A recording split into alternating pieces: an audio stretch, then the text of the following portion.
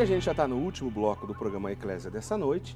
O programa passa rápido, né, quando o assunto é interessante, e certamente é muito interessante esse assunto relacionado ao Sagrado Coração de Jesus. Como eu disse agora há pouco, são muitos desdobramentos que a gente pode fazer diante dessa conversa. E o Padre Wander, a gente está batendo um papo aqui, né, Padre Wander, sobre tudo que está envolvido aqui nessa festa, que daria certamente até outros programas, quem sabe a gente volta nesse assunto em outra oportunidade do programa Eclésia. A beleza é inesgotável, né, Eric? É verdade. Agora, só respondendo no finalzinho do último bloco, o Padre Wander comentou, respondendo então a Odila Trevisan, perguntou para a gente sobre as diferenças que muitas vezes a gente vê então em relação à figura de Nosso Senhor Jesus Cristo, seja na festa do Sagrado Coração de Jesus ou até em outras aparições, a tradição que a gente recebe daquela imagem nem sempre é a mesma ou são muito diferentes. O Padre Wander deu uma boa dica, porque isso acaba acontecendo, porque a beleza do próprio Cristo, o Senhor revelado para essas almas escolhidas, como foi o caso de Santa Margarida Maria Alacoque, é impossível disso ser traduzido de uma maneira artística perfeita, na sua plenitude, não tem como. Então, realmente existem essas diferenças. Né? Geralmente, né, Padre Wander, quando esse fenômeno está acontecendo, um artista da época é consultado e ele acaba produzindo ou um quadro ou uma escultura e, às vezes, até o próprio vidente em vida acaba contestando, era assim, não era? É mais ou menos isso que acontece. Né? Em N casos, nos casos de manifestações, seja da Virgem Santíssima ou do próprio Sagrado, os videntes tinham certeza de que a beleza que viram era algo incomparavelmente acima daquilo que se conseguiu retratar, né? E depois vale também, Eric, recordar que desde a antiguidade a tradição dos ícones e se escrever os ícones e o próprio ícone do Pantocrátor, que remonta ao século, provavelmente ao século IV, onde se tinha a clareza da beleza, muito mais da beleza no sentido sobrenatural do que meramente material, embora também material, porque o Verbo se fez carne e habitou entre nós. Vocês repararam que o Padre Wander usou escrever um ícone, porque é dessa maneira que a gente se refere aos ícones. Dá para mostrar de novo aí, produção, esse ícone que a gente tem de São João, que a gente tem aí frisado? A gente escreve um ícone, mostra para a gente de novo o ícone que a gente tem, isso aí, tá aí, ó. Esse, por exemplo, é um ícone. A maioria da que a gente recebe é de tradição bizantina, né? Tradição antiquíssima. E a gente se diz, escreve um ícone, não se diz pintar um ícone, porque há toda uma espiritualidade relacionada ao ícone. Né?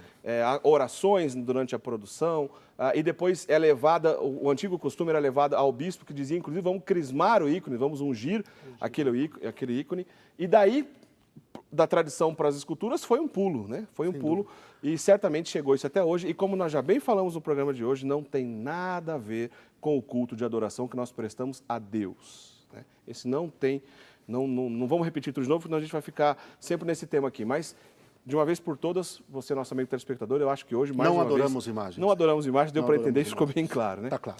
Voltando aqui para o nosso tema do Sagrado Coração de Jesus, dá para dizer, Padre Wander, que onde acontece uma revelação particular, que depois a igreja vai atestar sua autenticidade, está relacionada a outros eventos em torno dessas aparições. Acontece às vezes de vocação religiosa, mas certamente a presença dos sacramentos sempre estão ligados a esse tipo de fenômeno, né? Claro.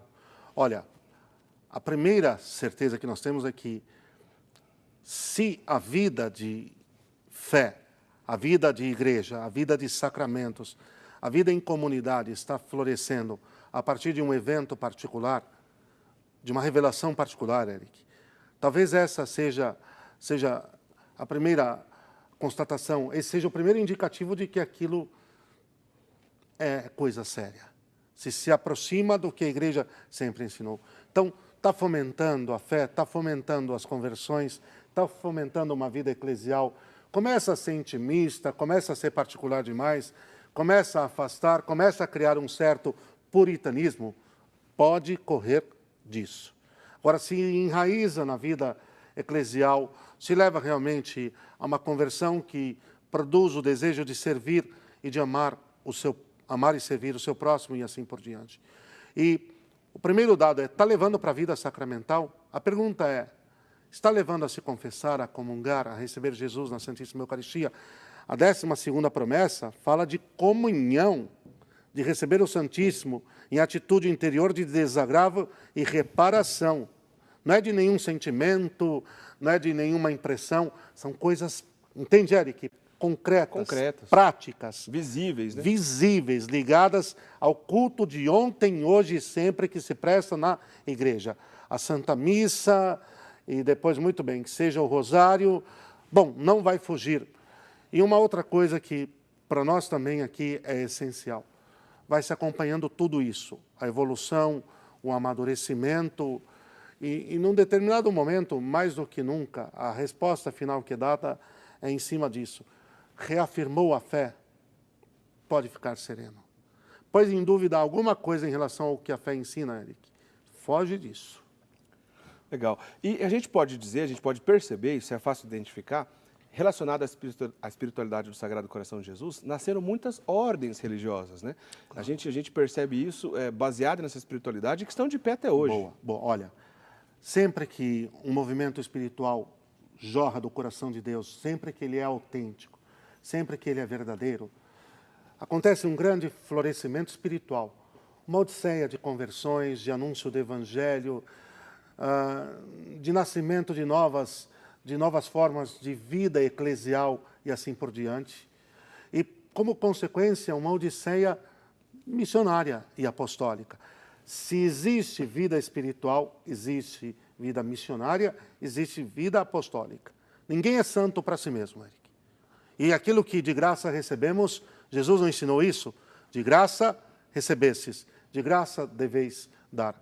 Por isso que eu coloco claramente, é um sinal pré-claro de que aquilo que está acontecendo é real, é que vá surgindo como rebentos de vida, como frutos autênticos de tudo aquilo, conversões, vocações, novas, vamos dizer, formas de vida missionária, de vida eclesial, que dão um novo impulso, um novo ímpeto ao que já existia. É vida. Se a água é parada, ela produz vida? Não. Ela vai até perdendo a sua própria força. Mas se ela circula, se ela corre, por onde ela passa, ela derrama abundância, ela derrama a sua vida. Muito bem, a gente está no último bloco, mas se você quiser, liga para a gente, quem sabe dá tempo da gente ainda responder a tua pergunta, tá certo? Liga ou então manda e-mail, como fez o Djalma Ferreira Nunes, que ele é da cidade de Indaiatuba, aqui da região de Campinas. Ele tem uma dúvida que ele sempre fica, quando ele percebe em relação às imagens de Nosso Senhor Jesus Cristo, ou filmes, etc., quando é ilustrado, como furou o coração de Jesus, né? Então ele já percebeu do lado direito, ora do lado esquerdo. Mas eu acho que a gente pode ter uma ideia sobre isso. O que o senhor tem a dizer?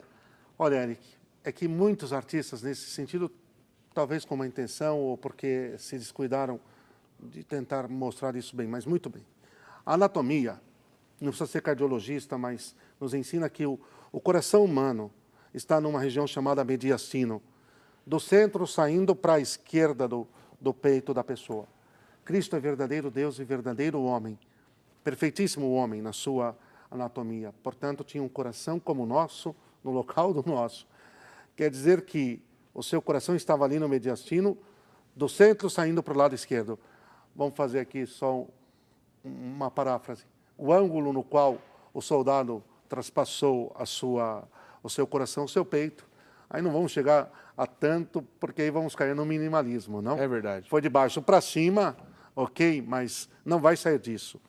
Do centro para a esquerda dele. Já que era um homem como todos nós, como né? nós. A gente já falou bastante sobre a história da igreja presente essa espiritualidade. O senhor já citou também e lembrou, como a gente sempre fala aqui no programa, a fé católica não se trata só das Sagradas Escrituras, mas está presente as Sagradas Escrituras, mas também a tradição oral e também o magistério da igreja, os documentos escritos que não se tratam da Bíblia. Mas é possível a gente fazer uma relação direta também com essa espiritualidade do Sagrado Coração de Jesus, com a Sagrada Escritura, né? Claro. Olha, em todo o Antigo Testamento o tema do coração de Deus vem. Por quê? Porque Deus fala conosco na nossa língua, Eric. E o coração, como ensina o catecismo, é a sede das decisões de Deus, inclusive. É a sede dos nossos sentimentos, é onde está realmente aquilo que somos. É a síntese do que nós somos. Na expressão poética, talvez, mais acertada, não? E se o tema do Antigo Testamento, do coração de Deus, já está presente, mas Israel não fazia ideia do que seria isso, porque Deus era o Kadosh nas alturas, altíssimo, muito acima, muito longe. Em Cristo, esse coração se fez humano. E São João foi muito delicado ao descrever o traspassamento e de seu coração jorraram sangue e água. Agradecemos a Deus que se utilizou inspiradamente de um instrumento para recordar que foi do coração do Deus feito homem que jorraram a vida, a graça e a misericórdia para nós. Daí que, não há dúvida alguma, que a partir da narrativa, do relato da paixão, dado por São João, o papel do coração, que sempre é o centro das decisões, o centro daquilo que se é do amor, o papel da devoção ao Santíssimo Coração de nosso Deus, não há dúvida de que esteve presente, de uma maneira única, por sinal. Por isso que no século XVII não é uma novidade, é uma retomada agora com um novo ardor, mas do Antigo ao Novo Testamento, a ponto de se dizer que o coração de Deus se inclina para nós, e se inclina de uma maneira única em Cristo, se inclinou de fato. Bom, a gente já disse no começo do programa, mas vamos só lembrar alguns papas, né, que foram importantes, então, relacionados a essa espiritualidade. Lembra pra gente aí, Padre Wander? Bom, nós vimos no documento, na chamada... Na matéria. Na matéria, Pio IX, que foi quem... Beato, né?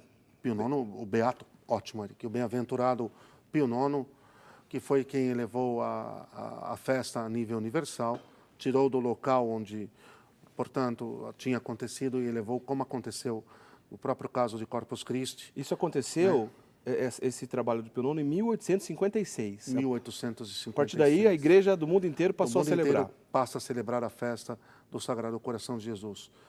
Mais tarde, em 1899, Leão XIII consagrou o mundo ao Sagrado Coração de Jesus.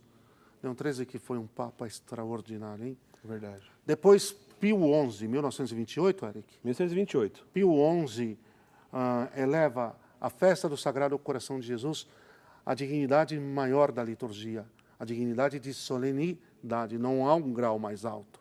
A solenidade do Sagrado Coração de Jesus. Qual que é a diferença da festa ser universal, mas ainda não ser solenidade? Quando ela toma o pé de solenidade, é que ela deve ser celebrada com destaque, com cuidado, com zelo, com decoro, um grau acima de todos, Entendi. de todas as outras celebrações, ok?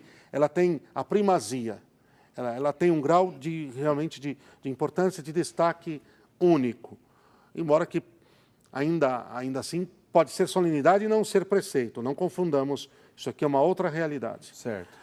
E Pio XII, não se fala muito, mas Pio XII talvez foi o Papa que dedicou um impulso à devoção ao Sagrado Coração de Jesus com uma ardor, uma força assim única. E escreveu uma encíclica para falar do Sagrado Coração de Jesus.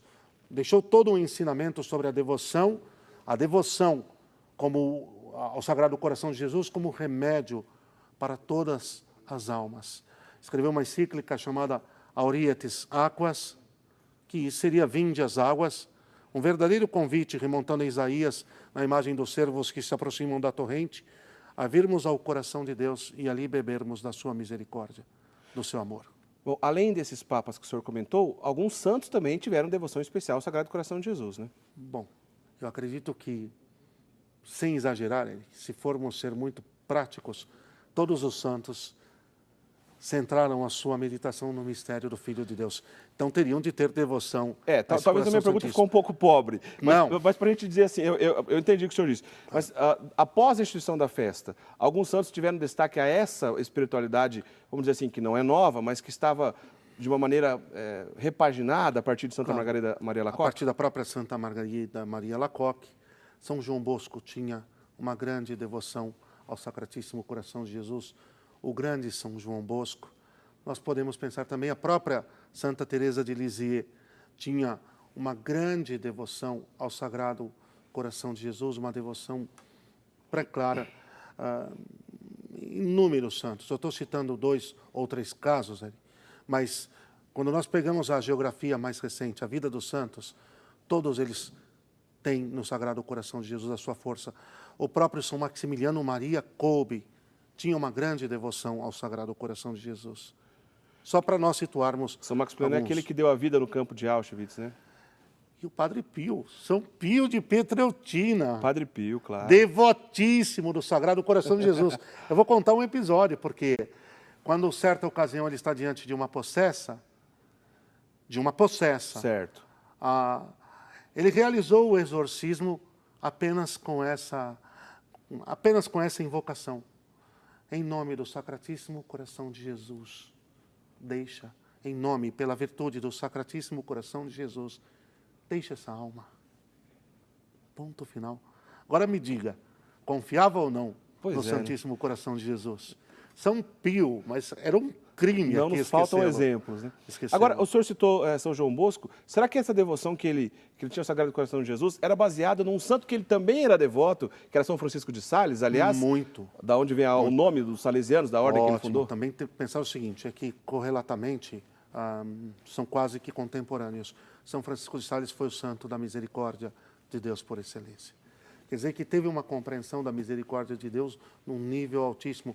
E talvez foi um desses precursores também de uma renovada devoção ao Sagrado Coração de Jesus, Eric. Eu vou fazer uma pergunta que me veio aqui para a gente encerrar, basicamente, que a gente está acabando o tempo. O senhor tem um minutinho só para responder. Nós estamos começando ou nós estamos acabando? Pois é. A gente poderia estar começando, mas a gente já está acabando o programa de hoje. Estou gostando, viu? Se a devoção é tão profunda, belíssima e completa do Sagrado Coração de Jesus, por que será em determinadas épocas da história o próprio Deus, sendo ele Jesus Deus, vem em nosso auxílio e começa toda essa história de novo? Para dar um exemplo claro, a misericórdia de Deus está presente nessa festa, mas com Santa Faustina Kowalska também se revelou diretamente uma outra espiritualidade que não é nova, que faz parte de tudo que a gente já falou aqui, mas que começa a devoção à Divina Misericórdia, por exemplo. Por que será que isso acontece? Essa misericórdia sendo revelada mais uma vez de maneira extraordinária? Eric, deixa eu te perguntar uma coisa, eu vou responder com uma parábola. Se você tem uma jazida de tesouros, você vai escavar só um pouquinho, um dia ou outro, ou você vai escavar incansavelmente? As riquezas de Deus, as belezas de Deus, é para nós voltarmos a elas sempre, não é nem um dia ou dois. Então, nesses momentos, Deus está nos dando a graça de voltarmos aos tesouros infinitos do seu coração, dos quais nós tanto precisamos. Legal, interessante a gente pensar assim, porque é um ciclo que a gente volta sem ter nada novo, mas a gente consegue cada vez mais se aprofundar nesses tesouros, legal. Sem ter nada novo e sendo tudo sempre novo. Bonito. Novamente, olha o que o Senhor diz no Apocalipse de São João, eis que faço novas todas as coisas. Aplique a isso. Muito bem, Padre Wander, nosso programa está acabando, nos dê a bênção para a gente encerrar, por favor. Então, deixo a minha bênção para cada um de vocês. Também recordo a nossa querida paróquia Verbo Divino, lá na Diocese de Santo Amaro. Abençoe-vos Deus Todo-Poderoso, Pai, Filho e Espírito Santo. Amém. Muito bem. É uma alegria ter o senhor aqui conosco, viu, Padre Wander? Espero que o senhor volte em outras oportunidades, né? Como eu disse no começo do programa, o Padre Guido Montinelli, que normalmente está aqui conosco no programa Eclésia, passou por uma cirurgia. A gente fez 2 semanas aqui o programa com o Padre Wander, foi muito legal. A gente conta com a sua ajuda em outra oportunidade. Certamente ainda a gente vai fazer muitos outros programas, seja aqui no Eclésia ou como convidado em outro programa da casa. Mais uma vez, muito obrigado. Leva o nosso abraço lá para a sua paróquia Verbo Divino. Um abraço, Eric. Valeu, gente. A gente vai ficando por aqui. Lembrando que os nossos programas aqui da Rede Século XXI ficam disponíveis no nosso site, no portal da Rede Século XXI. No www.rs21.com.br você pode assistir esse programa, em breve estará lá disponível na internet, e outros programas da casa. Isso acontece muito aqui conosco no programa Eclésia, as pessoas voltam para consultar 1 ou 2 programas que a gente fez aí no passado e a gente acaba relembrando e aprofundando no que a gente conversou aqui, tá certo? Uma boa noite, fique conosco, continua a nossa programação da Rede Século XXI, a gente continua na semana que vem o programa Eclésia mais uma vez, tá certo? Tchau, tchau, boa semana!